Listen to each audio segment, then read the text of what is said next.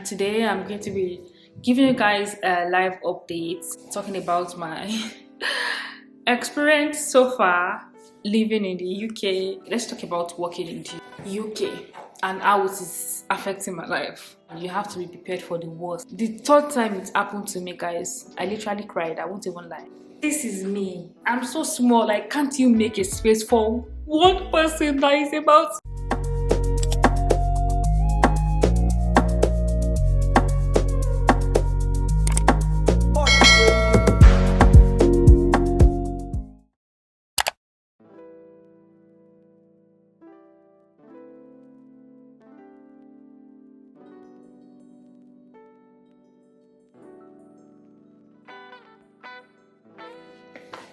Hi lovelies, welcome to a new video. I was going to say a new vlog, but it's a new video, and today I'm going to be giving you guys a live update talking about my experience so far living in the UK. As you all know, I moved to the UK. You may not know, but I moved to the UK November 3rd, 2023, which was 3 months ago. Yeah, almost 4 months. 4 months and like a few days. Yeah, 4 months. Wow, like it still feels I just can't believe it. I've been here for 4 months. But yeah, I'm going to be giving you guys all of the gist, everything that has been going on. Sorry, how my life has been so far working here. I came to the UK as a healthcare assistant, and so far, let's just start. My life now and my life in Nigeria is like two different. I wouldn't say it's like two different words, to be honest, because my life in Nigeria and my life in the UK there's really no much difference aside the fact that I'm working full-time now, which I don't, and working full-time alone just reshaped my life, like reshaped it entirely. And I would honestly say I'm doing a great job, like trying to balance. But let's talk about working in the UK and how it is affecting my life, or the effect in my life. One of the things I will say is that I don't get to make plans by myself the way I used to in Nigeria. I can just decide today I don't want to do anything. I want to see a movie. Oh, today I want to go to the restaurant. Next tomorrow I'm going to art gallery. Like I was in charge of my life. Basically, like I do things whenever I want to and however I want to. Now I don't have that, because if you ask me what I'm doing next 2 weeks, I don't know what my schedule is going to be like next 2 weeks, because I don't even know when I'm working until I don't even know when I'm working the following week until it's like almost the end of the present week. So I don't get to make plans anymore. My work plans me. That's like one of the most challenging things, I would say, because imagine someone that has a life planned out by herself, and then now you have to plan yourself around work. But I think it has helped me be more responsible, because on a normal day in Nigeria, what I'm supposed to do is I'm like, I'll do it tomorrow. I have the time in the world. What? I'm self-employed. I do anything I want to do at any time. But here, which results to a lot of procrastination. But working full-time now means I have to plan myself and get things done immediately. There is no time for procrastination, because you know you're working tomorrow. So whenever I have content planned, I'm doing them immediately. I need to edit my videos now, because I know tomorrow I might not have the time to do that.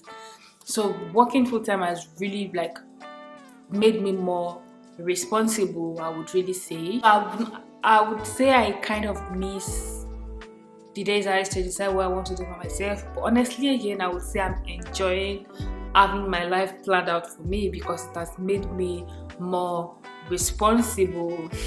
Second thing I'm going to talk about is the comfort that I had in Lagos and now in the UK. In Lagos, I used to drive, and even when I don't drive, because I did my master's 2021 till 2023, and I used to go to my school from the island to the mainland. So the transportation was, that's where I'm going to.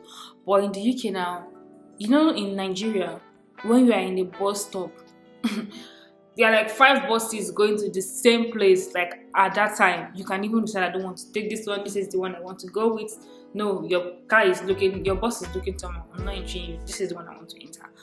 Like there are buses coming every time, like every minute, every 5 minutes. There are times that there will be a few delays, but not like in the UK. If I need to resume work by 8, I have to be at the bus station by like maybe 7:15, 7:18, 7:19, because if I should miss that bus, I might have to wait like 10 minutes, 15 minutes, 20 minutes. That's if it does not get delayed. That's one thing that I would say stresses me out in a bit, because like when you miss the bus, it means you're going to get to the work late. And when you miss a bus, there's no alternative except you want to go with Uber, which is so expensive, because it's just pointless taking Uber of like £10, £15, £20 when the bus is literally £1.75. And if you should miss that, that means you have to wait. Oh gosh, let's talk about that bus. Like let's talk about that transportation, because I've had my fair share regarding transportation. I've had instances that I would wait. This one has happened to me. Okay, this has happened to me 5 times now. I'll be waiting at the bus station. I've been waiting for 20 minutes, 25 minutes. The bus will pass and I would wait. And I promise you, they won't wait. It has happened to me 5 different times. The first time that it happened, I was like, oh, maybe they did not see me. Okay, because I was literally waving like, wait. Okay. Second time it happened, it was I and my partner. We've been waiting at the bus station for so long. And this bus passed and it did not wait. I was going to maybe they are being racist or something. The third time it happened to me, guys, I literally cried. I won't even lie. Like, not like cried, but I was tearing up low-key. Because I left the house, I caught the first, as I was working, I would normally take 2 buses. So I got to the bus station, and the first bus station like 7:37 or 7:38, and I'm resuming work 8 o'clock, 8 a.m. The distance from where I am by bus is like 5 minutes from where I am. So if my bus was supposed to arrive, I think 7:42, and I had got there 7:38. I should be at work like 7:47 max. The bus was delayed till like 7:47, I think, and then it just kept getting delayed. When the bus will come, wait, like I was literally on the bus stop. You guys won't believe this bus did not wait. God's so good. Okay, as God will have it, traffic light had held the bus. Like the bus station is not far from the traffic light. So even if you just stay by traffic light, you're still at the bus station. You guys won't believe I was banging on the door that opened. Like I was literally banging the door. Like, can't you see me? Like, am I that tiny? Am I invisible? This guy was just looking at me. You guys won't believe it did not open the door for me. I was like, what am I doing wrong? So everybody in the bus was not looking at me with pity eyes. Like, I went back, I banged the door again. Like, can you open the door? This man did not open the door. The bus left. The next one came 7:55 or something. Like, I was already running late. I had called my colleague that I'll be running late due to the bus problem. The next one did not wait too, but this one was full. Like you could see people were standing. But like, so it now dawned on me that the reason the first one did not wait as well was because the bus was quite filled, but it was just me. Like, this is me. I'm so small. Like, can't you make a space for one person that is about to get to work late? Guys, that one did not pick me. The third one came, I was just begging God, like, God, please, don't shame me. That one came 8:05. That was the one I eventually took. And the bus that I even took was not the one that was supposed to. Guys, if I want to talk about boss alone, it's just one thing that stresses me. Let's talk about work itself. So working as a healthcare assistant, coming to the UK, guys, I had my mind prepared for the worst, really, like work-wise, because it takes a lot of courage and boldness and determination to decide I want to live my whole life and start all over in a new country, working like one of the most dangerous jobs in the. It is, I would say, it's a very dangerous job.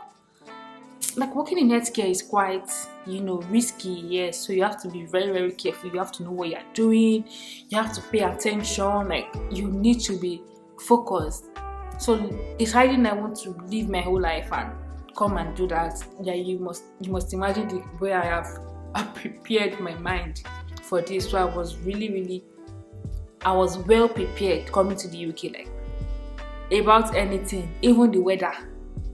Everything they complain about, and making air, weather, accommodation. Like I came prepared for the worst because I've seen a lot of stories. So I work with young people. I work with young people to help them build their independence, and I would say honestly I enjoy my work. I think it's a good start point for me, really, because I've had like series of stories before coming here, and getting into my job is quite stressful, just like any other job. Like just like you would imagine, nothing is easy. Nothing is. Let me just say it is not easy. I'm struggling with my back right now. Like I have severe back pain because of work, but I still really enjoy it. I think it's a good one. Really, like it is stressful. It's a lot. Like I don't want to get through it. I don't want to get into like details, but it is really a lot. And you need to know that my tolerance level is actually very high. Like what you would say, I'd say never, I can't do this, is too much. I would actually just do it and say, oh, it's bad, man. It's okay.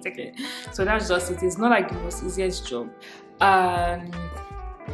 I know some of you will watch this video to decide maybe, oh, is this a good idea to come to the UK? I won't be the one to tell you you should leave Nigeria and come to the UK. No, never. I wouldn't do that. It's up to you. Like, one, you have to be prepared for the worst. Like,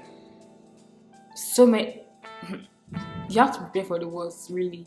And if you've not made up your mind in Nigeria, I wouldn't even recommend, and especially as a youth, to have something going on.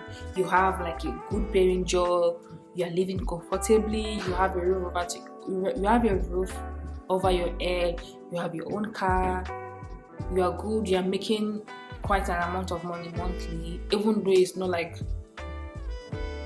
I'm just using myself as an example. Like in Nigeria, I was quite okay. Like I was comfortable.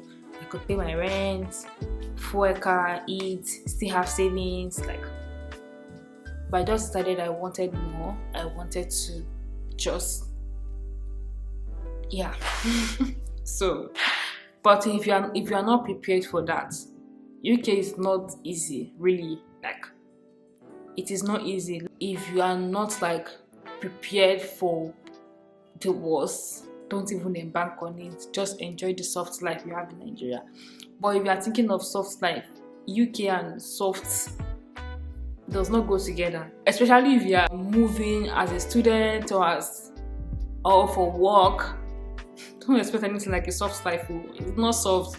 I don't know how people always think maybe I'm enjoying life. I'm not living a soft life. Any story you must have heard about how stressful UK is. That is everything I've experienced as well. Getting an accommodation, guys. The first place I was living, if you've not seen that video, you can just scroll down a little bit. I was literally living in a prison. Not a prison per se, but what I paid for was not the apartment I was given. I had paid for the accommodation, signed 1-year contract even. Imagine my shock when I opened the door and what I saw was entirely like opposite of what I had paid for. Like, so I was saying, and I've also gotten a lot of questions like, oh, do you recommend people coming in by school or coming in by work? Or coming in by work, prefer like on a skilled worker visa as a healthcare assistant, will you take school or will you take that? Let me be honest with you guys. My partner, on the other hand, is here as a student, is doing his master's. I am here as a skilled worker, as a healthcare worker. And what I would say is, if you have like a passion, like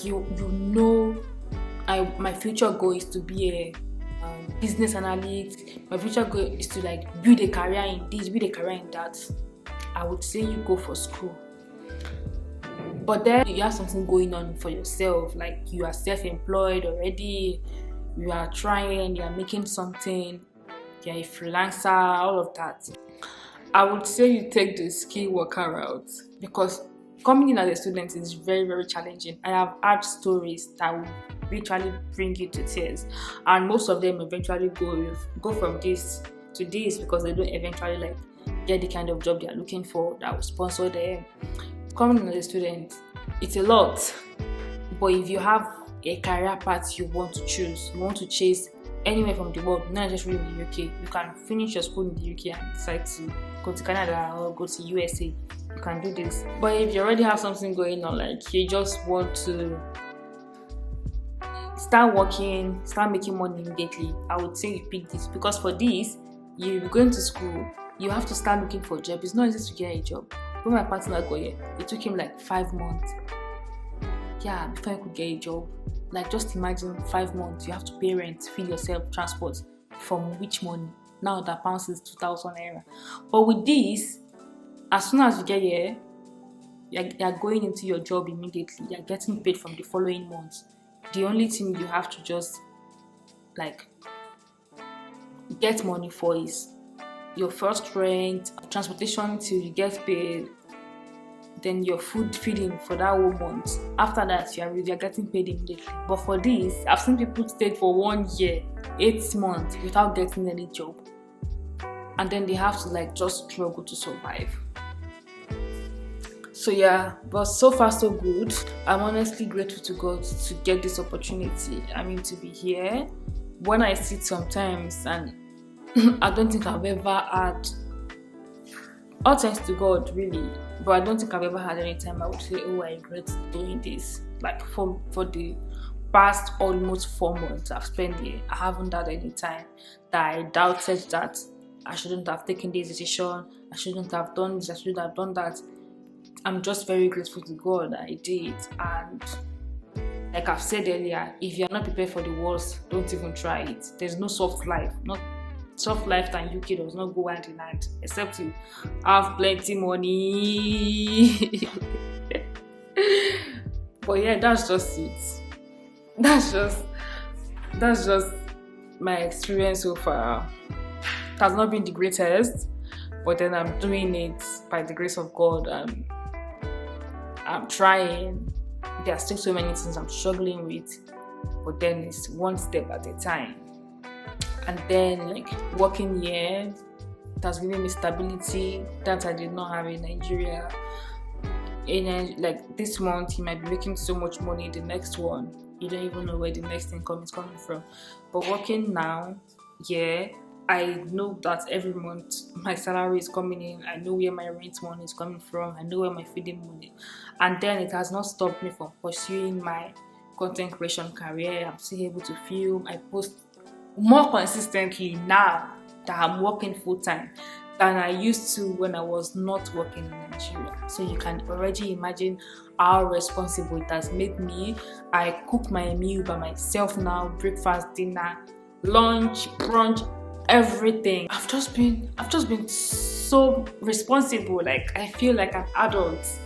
Really, like moving has really reshaped me and my thinking, and I'm just so happy I'm able to like experience all of this. Again, it's not the most easiest. Before people will say it's people like you that are telling people to come to UK, not telling them the truth. The truth is that it's not easy, but nowhere is. So if you're ready, if you know you're ready for the worst, and you have been thinking maybe you want to travel, you don't want to travel, do it. But if you think traveling abroad is going to give you soft life, like not immediately, my dear. There's no soft hand doesn't even go hand to hand, because I just remember something like, let's say you want to travel out of the country, you have vacation. you have to plan yourself from the beginning of the year. From January 1st, you have to plan your whole year, how you want to take your annual leave, what you want to do. I remember my sister saying, oh, this is how I'm going to be working for life. Like, won't I have a life? And it's just like,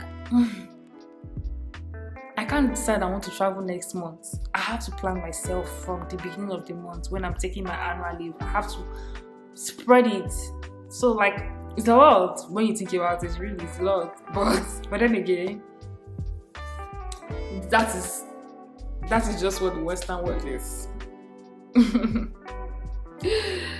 But yeah, guys, it's been interesting documenting all of this year, because these days I don't even really care about the views. I just see that the fact that I am documenting my life here, and I'll come back in like 10 years, 5 years, I'll come and watch this video and I will laugh at myself and see all of the things I've been doing on here, like just, you know, be proud of myself by then, hopefully, by God's grace, and just like, oh, little Tita, she don't know what she don't know this was coming, all of that. So yeah, even if no one watches,